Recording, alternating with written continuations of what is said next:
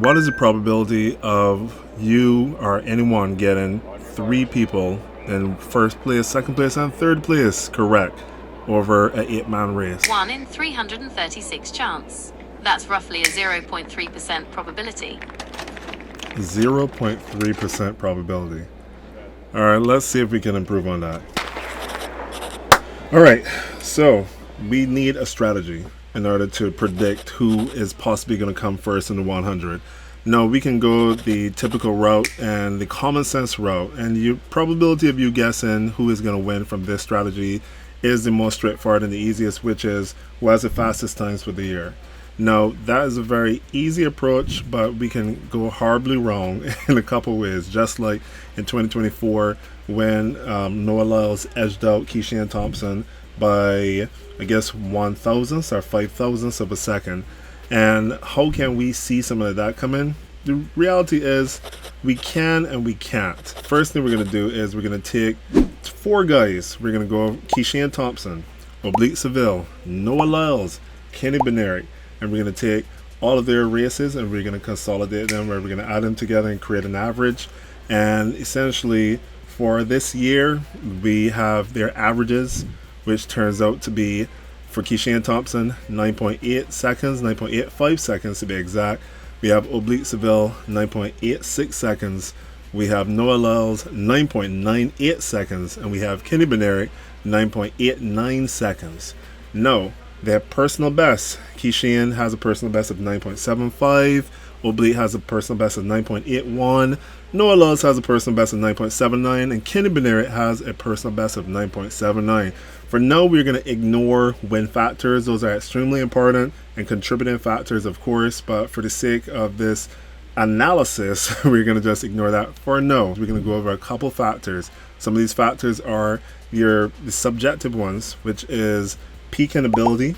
We also have a subjective category of intangibles such as confidence, how much confidence that person exudes pre-race, post-race, and interviews. Their physique, how they're looking, if they're looking a bit bulky, if they're looking lean in relation to their sprint mechanics. We're going to look at their age, their race count, and we're also going to look at their reported injuries or alleged injuries and see how those things can contribute to the possibility of them coming first or not. So the first person that we're going to look at here, based on the categories that I laid out, is Noah Lyles.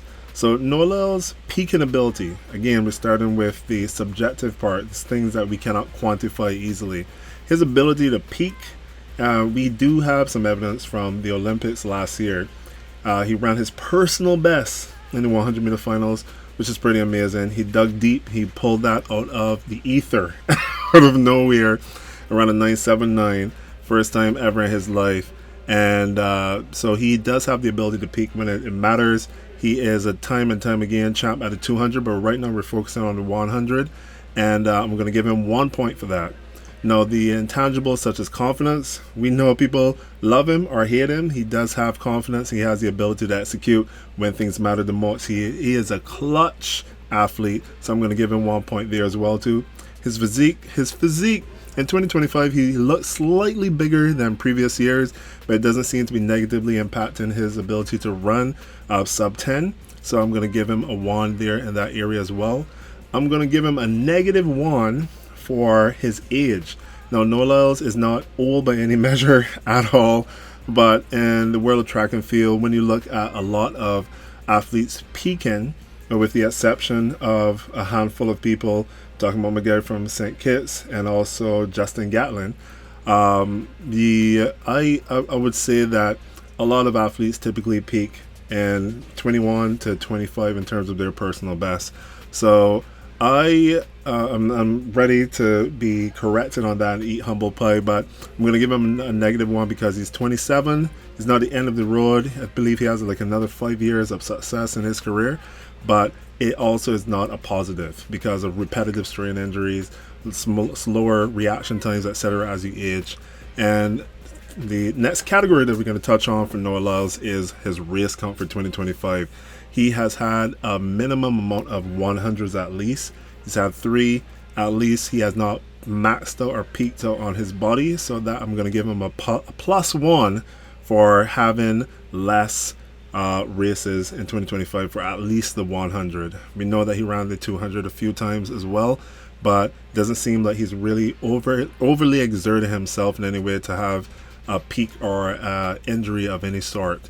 And I'm going to give him, talking about injuries, a -1 for injuries. Why? Because the reason why he prolonged or postponed the start of his career, his 2025, not career, but his season, was he had some kind of groin issue, allegedly or reportedly, and that affected his ability to start earlier in the year and get race fit. But I'm going to give him a -1 just on the facts of him mentioning this, and that places him at a 2. Yeah, so that's where we're at here. And moving on from Noah Lyles to Kishane Thompson, the man that is on paper is supposed to win, but we all know that anything could happen at any time, and it really depends on his execution and how he runs that last 30 meters. No, my criteria here for no, and again, it will evolve in the future as I consume more information, and I also look in the comment section, of course. His ability to peak, I am not 100% convinced that he has the ability to peak when it matters based on history, but he's such a young man. So time will tell if he can actually improve on that ability to peak when he needs to. It seems like he likes to run extremely fast or peak during his nationals when he's comfortable and he's in his climate and his culture. The intangibles, I believe he's confident. He seems to be a very cool, composed guy. His physique, he looks slightly leaner. He might be same weight, but he looks slightly leaner than years prior, which is always good for a power sprinter. You want to be as lean as you need to be, like a fast Formula 1 car, and have a powerful engine and a light body, a strong light body. His age, young man, he is 23 years old. I'm going to give him a +1 for that. Race count, yes, he had like 6 races this year, so I'm going to give him a +1. He's not overly raced. He's not, I assume he has ligaments and tendons are somewhat healthy. He had reported that he has some shin injuries, I should say. So he was pulled from one event, and to be honest, I'm going to go on the facts, but I believe that he was pulled because he was preparing, of course, for this final meet, and he had like 3 races back to back in rapid succession in like 2 weeks. So I really didn't think he was injured, but I'm going to go on what was mentioned. So I'm going to give him a -1 there. Now moving on, we have Oblique Seville. Oblique Seville is a man that's looking extremely good. His ability to peak, I'm going to give him a -1 because I noticed that he struggles when, regardless of the reason. I know that he has reported that he has some toe injuries, etc., that ailed him in the past and has stopped him from running his fastest at the moments that mattered the most in the finals. But I'm going to give him a -1 based on the history and based on the facts, and not based on what I think is fair or not. And intangibles, seems very confident in 2025. And his post interviews, he seems like he has something planned for the finals. I think he's going to get his at right, hopefully, and we see some amazing times from him as well. His physique, short, explosive, fluid sprinter, like amazing technique. Brilliant, +1 as well. He's 24 years of age, 23, 24, I believe. So I'm giving him a +1 there as well too. His race count, only 2 races, so his legs are nice and fresh. Hopefully he's injury free. Another +1 there. And to my knowledge, no mention of injuries for 2025. So another +1 there. So Oblique actually gets a 4 here. So Oblique is coming out on top. And last person I'm going to touch on is Kishane Bednarek. Kishane Bednarek, ability to peak is, I would give him a #1. He typically runs fast when he needs to. He runs around his personal best in the 100, which is prior last year, I believe it was 986. I could be wrong. But basically, Kishane Bednarek has brought his personal best down to 979. I believe when the time is right, he will get very close to that.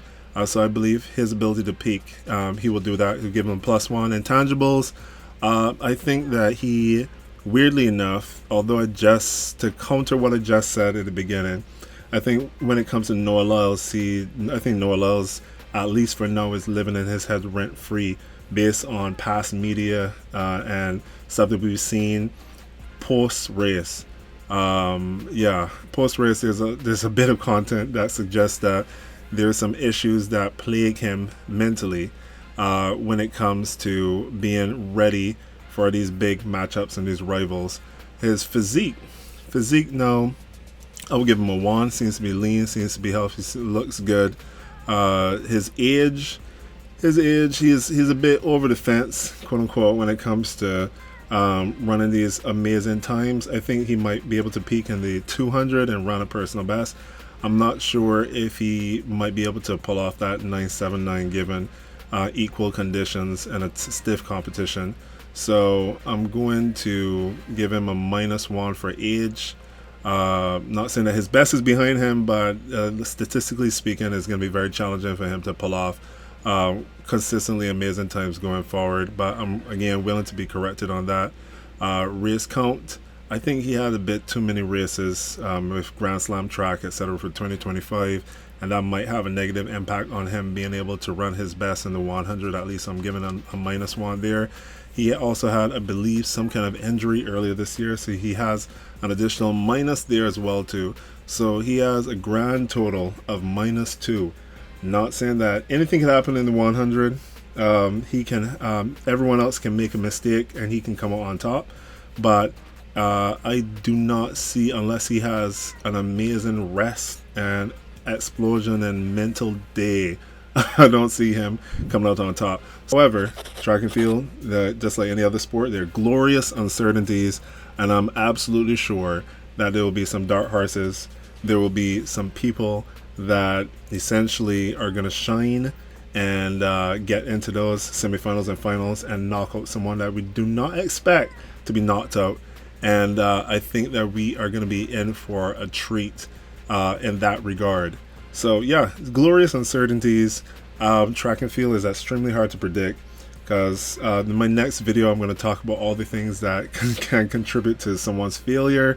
I look forward to the comment section in terms of people correcting me and advising me on this, I guess, this criteria and where it is flawed and where it can be improved upon.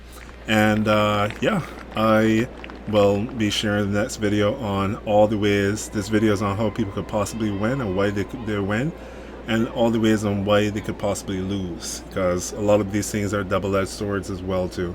So yeah, see you guys in the next video.